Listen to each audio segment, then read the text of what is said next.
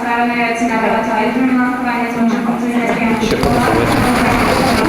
Vstupy do predávací miestnosti.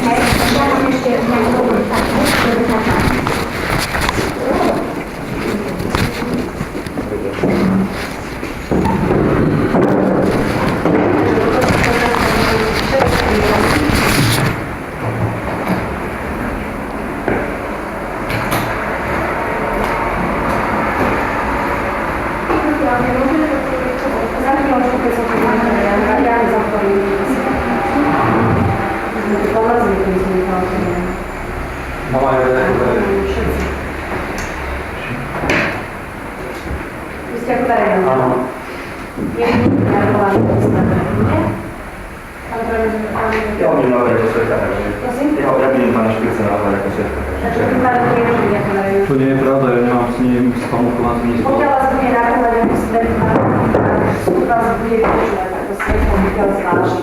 A odstúpe, súd bude rozhodnúť. Ja, pani sudkyňa, namietam, pretože pán Špirec je ako verejnosť.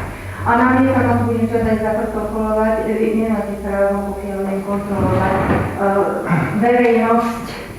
Právo kontrolovať, aby sa do toho nemáte čo správať. Takže postup súdu je daný a vy nemôžete zasahovať do postupu súdu. Ak budete zasahovať do postupu súdu, súd vám môže uložiť korektové opatrenie. Takže ja som povinná skontrolovať všetkých, ktorí sú v pojednávacej miestnosti. Nebude mi nikto ohrozovať chod pojednávania. To môžem treba vypnúť. Ja si budem nahrávať. Musíte žiadať o povolenie súdu. Nemusím žiadať. Musíte žiadať a súd vám je povinný to povoliť, ale musíte upovedomiť súd. Upovedomiť, ale nežiadať, pani sudkyňa, prepáčte. Takže, na strane navrhovateľa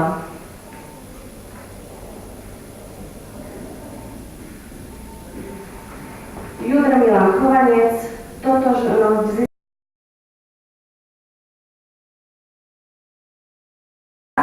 na strane odporcu Tatiana Šidlová, totožnosť zistená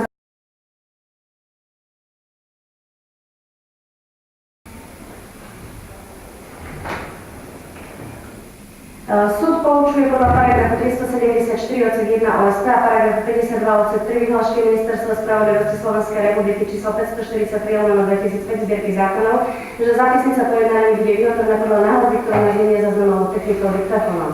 Od prítomnosti zápisovateľky Petru Puskené. Po vyvolaní veci súd zistuje, že na pojednávanie sa dostavili všetci účastníci konania, všetci boli prevolaní riadne a čas na čo súd konštatuje, že bola zachovaná lehota na prípravu pojednávania v zmysle paragrafu 115 odsek 2 OSP. Súd po vyvolaní veci zistuje, že v pojednávacej miestnosti je prítomný aj Roman Špirec, ktorý uvádza, že je v pojednávacej miestnosti ako verejnosť. Súd dotazuje navrhovateľa a odporkyňu, či menovaného prítomného Romana Špirca budú navrhovať v konaní ako svedka. Ja budem navrhovať ako svedka. A pani odporkyňa, vy? Ja pána Špirca nenavrhujem ako svedka, ale chcela by som vedieť, keby konkretizoval pán navrhovateľ, k čomu by sa mal vyjadrovať pán Špirec. Môžete si sadnúť? Nemusíte sadnúť. Na to navrhovateľ uvádza, ja navrhujem v konaní vypočuť Romana Špirca ako svedka a na to odporkyňa uvádza, ja nenavrhujem Romana Špirca ako svedka v pojednávacej miestnosti ako verejnosť, ale žiadam, aby navrhovateľ vysvetlil, v akej veci sa má Roman Špirec vyjadrovať.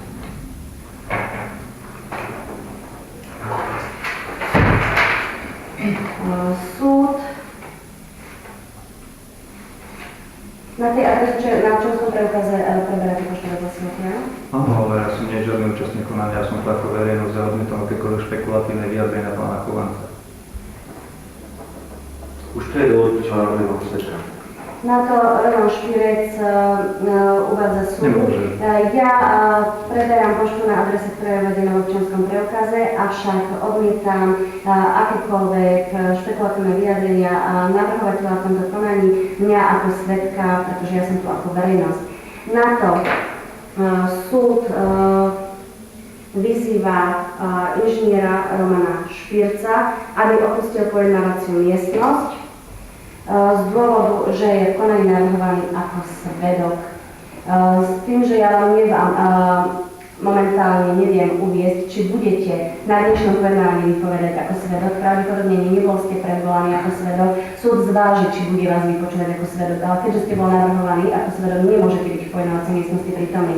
Takže nech sa páči. Ja by som ešte chcel k tomu, lebo však ja týmto vlastne rozhodnutím vašim boli porušené ústavné práva tu sedieť ako... Keď ste ako svedok, nemôžete tu byť ako... Ja nie som v konaní spomínaný, vôbec nemôžem byť ani Teraz ste označení ako svedok. Pán Chovanec sa ani nevie. Dám vám poriadku pokutu, pokiaľ budete zasahovať. Ale ja chcem vám povedať, že pán Chovanec sa ani nevyjadril, že prečo mám vedieť. Sa vyjadri, ale nie pred vami.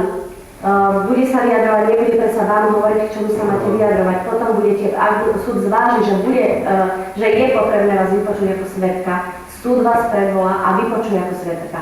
Pokiaľ nebudete, pokiaľ súd usúdi, že nebudete vypovedať ako svedok, nebudete v tomto konaní vypovedať ako svedok. Ale tu vlastne rozhodujete ešte teraz momentálne... Ja potrebujem zistiť všetky skutočnosti, je prvé pojednávanie. Ja neviem uviesť, k čomu sa máte... Čiže ak rozhodnete, že nebudem ako svedok, tak môžem ako verejnosť vstúpiť aj súd nedáva rozhodnutie, či niekto bude vypovedať. Pripustite mňa vlastne ako verejnosť. Ale až vtedy, pokiaľ navrhovateľ bude, pretože môže sa stať, ja vám poviem situáciu, môže sa stať, že ja vás nepripustím ako svedka, rozhodnem vo veci samej, bude odvolanie, pôjde to na krajský súd a krajský súd mi to môže vrátiť, že mám vás vypočuť ako svedka. Pokiaľ vy tu budete ako verejnosť, by sa zmaril dôkazný návrh. Takže v tomto konaní ste označení ako svedok, v pojednávacej miestnosti nemôžete byť prítomní. Dobre, počkám. Chváli.